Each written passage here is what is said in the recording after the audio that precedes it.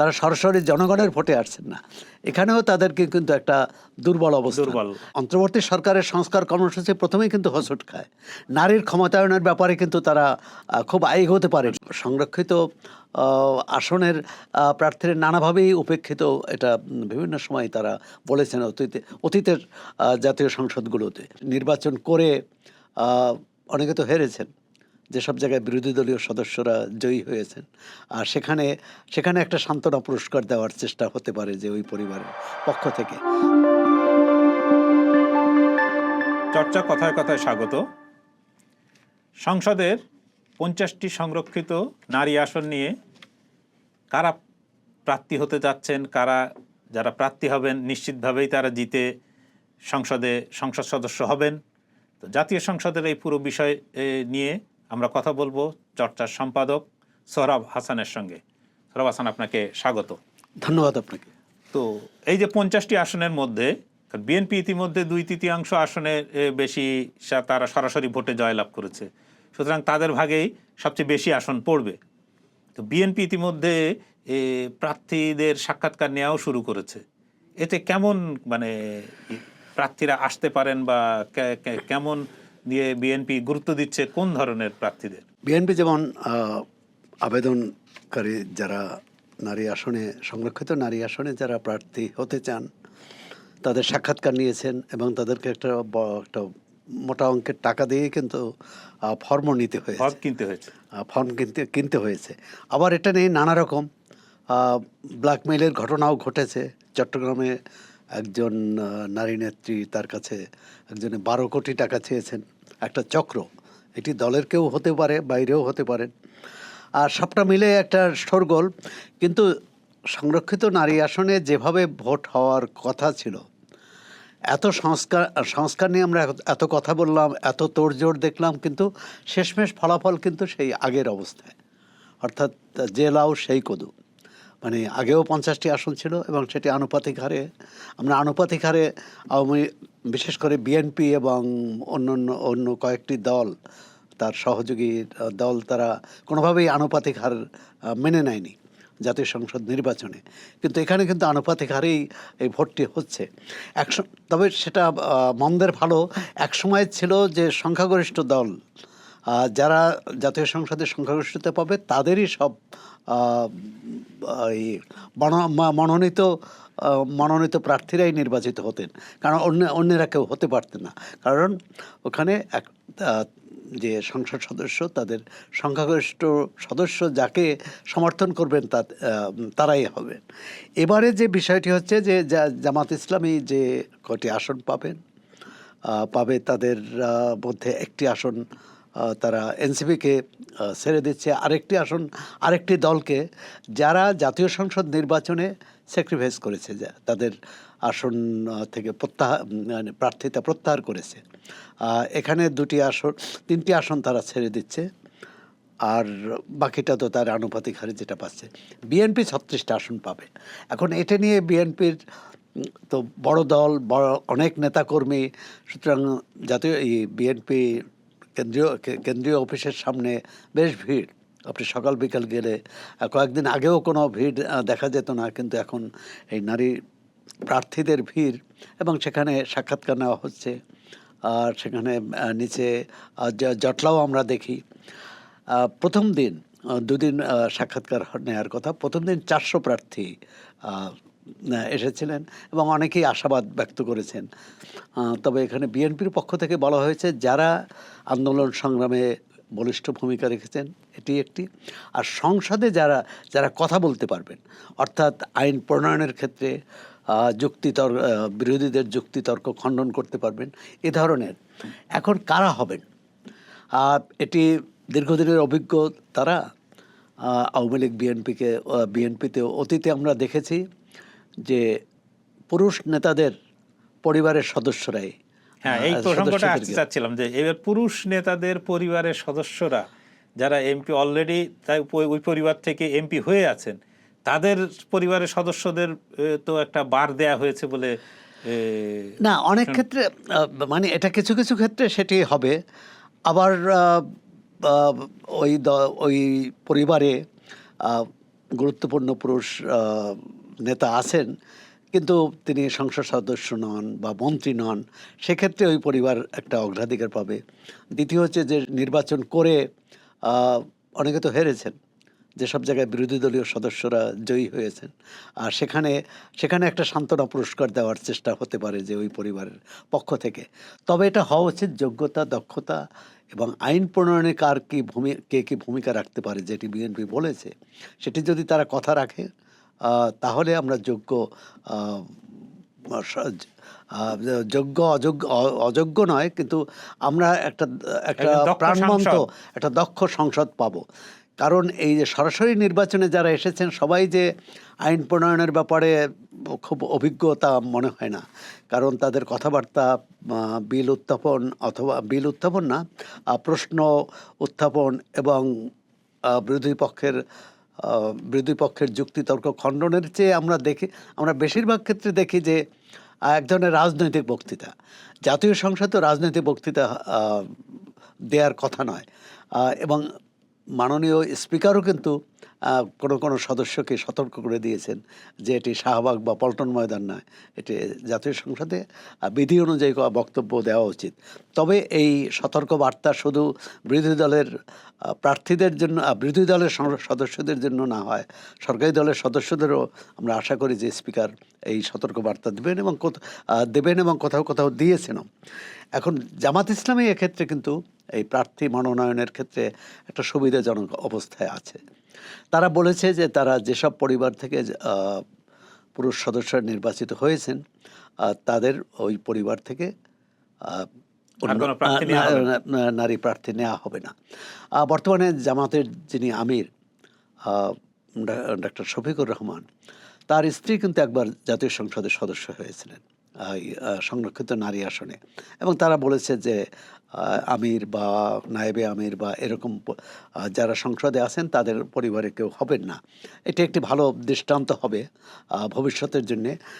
আর তারা যেটা বললাম যে মিত্র দলকেও ছেড়ে দিচ্ছে, কিন্তু বিএনপি ছেড়ে দেবে কিনা, কারণ বিএনপির মিত্র হ্যাঁ, সংসদ। এই জায়গাটাই আমি আসতে চাচ্ছিলাম যে 36-37টা আসন যে দল পাবে, এবং অনেক আপনার যারা বিএনপির সঙ্গে আন্দোলন সংগ্রামে ছিল বা যাদের সঙ্গে নির্বাচনে একটা আঁতাত তৈরি হয়েছিল, তারা অনেকেই ধরেন জিতে আসতে পারেননি, কেউ মানে মাঝপথে সবাইকে আসন দেওয়াও সম্ভব হয়নি।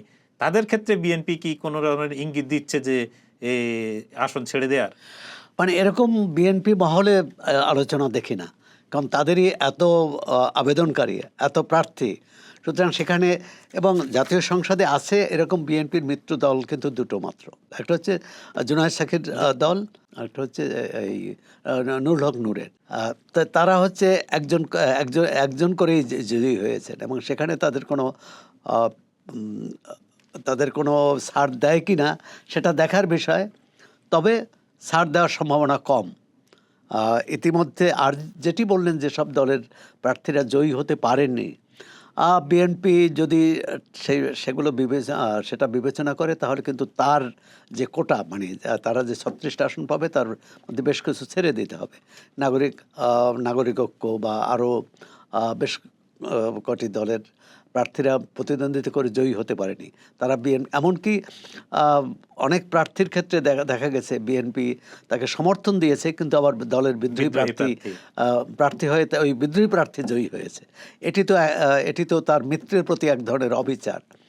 এখন যে মূল প্রশ্নটা, এই যে 50 জন, তাদের সঙ্গে যারা সরাসরি ভোটে আসছেন, 7 জন তো সরাসরি ভোটে নির্বাচিত হয়েছেন। একজন 6 জন বিএনপির, একজন স্বতন্ত্র প্রার্থী যিনি বিএনপির নেত্রী ছিলেন, রুমিন ফারহানা। এবং এখানে কিন্তু এই স্বতন্ত্র প্রার্থীরাও একটি আসন পাবেন। সেটি হচ্ছে যে এখন তারা কি একজোট হয়েছে? একজোট, নির্বাচন কমিশন তো তাই বলেছিল যে তারাও একটা জোট করতে পারবেন। এখন তারা জোট করেছে কিনা আমরা জানি না, কিন্তু তারাও একটি আসন পাওয়ার দাবিদার। আর সেক্ষেত্রে সেখানে তাদের মধ্যে আলোচনা হবে, বা আলোচনা হয়, কি সিদ্ধান্ত হয় সেটা দেখার বিষয়। কথা হচ্ছে যে এই যে 50 জন সংসদ সদস্য আসবেন সংরক্ষিত কোটায়, তাদের ভূমিকা আর যারা সরাসরি ভোটে নির্বাচিত হয়েছেন তাদের ভূমিকার মধ্যে কোনো পার্থক্য থাকবে কিনা? যদি পার্থক্য থাকে তাহলে তো এখানে বৈষম্য করা হলো।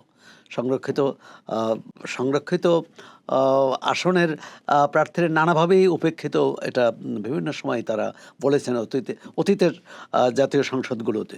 এবারে কি হবে আমরা জানি না, তবে এই আশঙ্কাটা আছে, কারণ যারা সরাসরি ভোটে নির্বাচিত হয়েছেন তাদের একটি নির্দিষ্ট আসন আছে, আর যারা এই সংরক্ষিত কোটায় এসেছেন তাদের তো নির্দিষ্ট আসন নেই।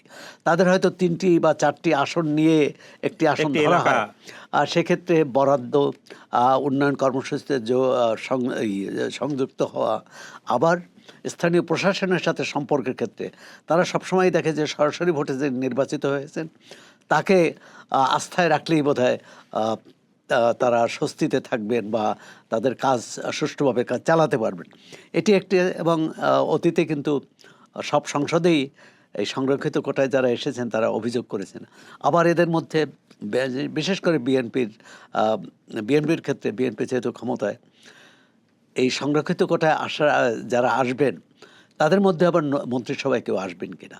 অতীতে আমরা দেখেছি সংরক্ষিত কোটায় যারা এসেছেন তাদের মধ্যে মন্ত্রী হয়েছেন, প্রতিমন্ত্রী হয়েছেন, এবারে হবে কিনা। নতুন যে একটা গণতন্ত্রের যাত্রা শুরু হলো 2026-এর 12 ফেব্রুয়ারিতে, এই যাত্রায় তাহলে কি সেই আগের পথেই আমরা চলছি, নাকি এবার আরো ধরুন যে কথা বলছিলেন যে অন্যদের শরিক দলগুলোকে নিয়ে আসা, বা দলের মধ্যেও যে যাতে বিভিন্ন শ্রেণী পেশার লোকজন বা দলের যারা প্রকৃত কর্মী তারা আসন পাবে, সেইটাই আসনের ক্ষেত্রে দেওয়ার ক্ষেত্রে বা প্রার্থী হিসেবে নির্বাচিত করার ক্ষেত্রে তাদেরকে প্রায়োরিটি দেওয়া হবে, না আমরা সেই আগের ধারাবাহিকতাই দেখব? আমার তো মনে হচ্ছে আগের ধারাবাহিকতাই চলবে, কারণ যোগ্যতা, দক্ষতা এবং তার ত্যাগ, এগুলো বিবেচনা করলে তাহলে তো তাদেরকে সরাসরি ভোটে রাজি হওয়া উচিত ছিল। জামাত ইসলামী কিন্তু সরাসরি ভোটের ব্যাপারে খুব আপত্তি করেছিল, বিএনপি তো আপত্তি করেছি, কিন্তু অন্য দল কিন্তু সরাসরি ভোটে 100 আসনে যে 100 আসনে তাদের জন্য 50টির জায়গায় 100 আসন রাখা হবে এবং সেটা সরাসরি ভোট হবে। কিন্তু সেটি এই দুইটি বড় দল রাজি হয়নি বলে, তার মানে অন্তর্বর্তী সরকারের সংস্কার কর্মসূচি প্রথমেই কিন্তু হোঁচট খায়। নারীর ক্ষমতায়নের ব্যাপারে কিন্তু তারা খুব এগোতে পারে, সবাই একমত, মানে ক্ষমতাধররা একমত।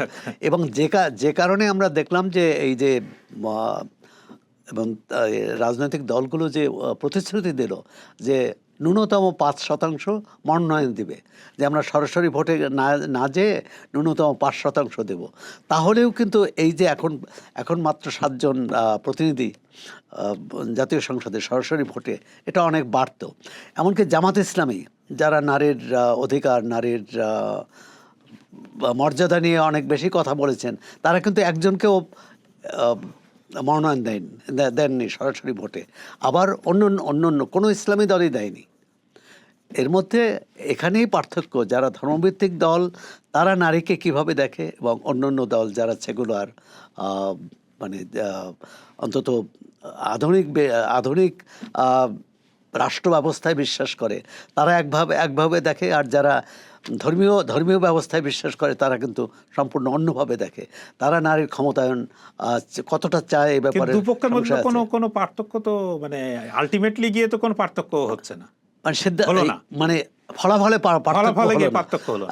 এটুকুই হলো, বিএনপি যে যাদের মনোনয়ন দিয়েছেন তাদের মধ্যে থেকে 6 জন সদস্য এসেছেন সরাসরি ভোটে, এটি বলবো যে কিছুটা তো অগ্রগতি হলো। কিন্তু জামাত ইসলামী একজনকেও দেননি, এবং জামাতের আমির তো আল জাজিরার সাথে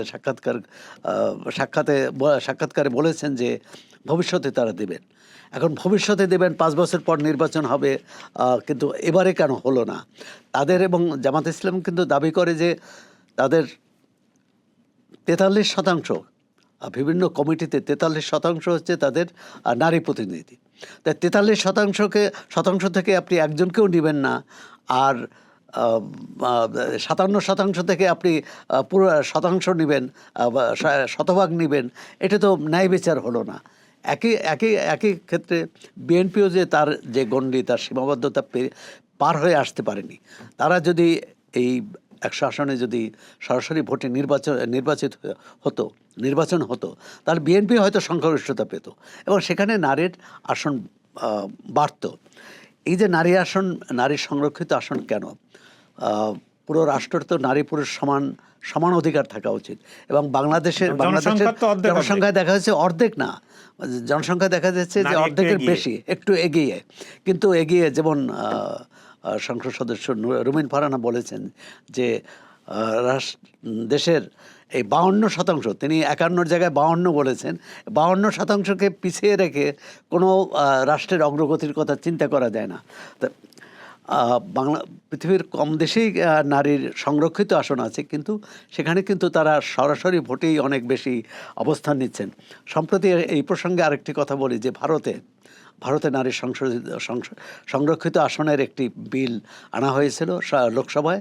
সেই বিলটি পাশ হয়নি, সরকারি দলই এনেছিল। কারণ এই বিল পাশ হতে 2/3 সংখ্যাগরিষ্ঠতা দরকার। কংগ্রেস সহ বিরোধী দল তারা সমর্থন করেনি, কারণ এর মধ্যে আবার অন্যটা জুড়ে দিয়েছিল। এর মধ্যে এই আসন বিন্যাসটা জুড়ে দিয়ে, আসন পুনর্বিন্যাসের, এবং বিরোধী দল বলছে যে বিজেপির মূল উদ্দেশ্য নারীর ক্ষমতায়ন নয়, তাদের মূল উদ্দেশ্য হচ্ছে এই আসন পুনর্বিন্যাসের মাধ্যমে তার রাজনৈতিক সুবিধা লাভ। সুতরাং সেটা হয়নি। বাংলাদেশে ভবিষ্যতে আমরা আশা করতে চাই যে যেহেতু জনসংখ্যার অর্ধেক নারী, কেন সংসদে অর্ধেক বা তার কাছাকাছি থাকবে না? 1/3 হলেও অনেক বড়। কারণ এই যে সংরক্ষিত আসনে আপনি 1 জন 2 জন 5 জন কোনো দল থেকে আসলেন, তারা তো সংসদে ওই সোচ্চার হতে পারবে না। তাদের ভূমিকা থাকবে অনেকটা নমনীয়, অনেকটা মানে এক ধরনের, তারা মানে বলতে সব কিছু ভয় পাবে। আবার এই যেহেতু তারা কেন্দ্রীয় নেতৃত্বের মনোনয়ন নিয়ে আসছেন, তারা সরাসরি জনগণের ভোটে আসছেন না, এখানেও তাদেরকে কিন্তু একটা দুর্বল অবস্থান না থাকুক।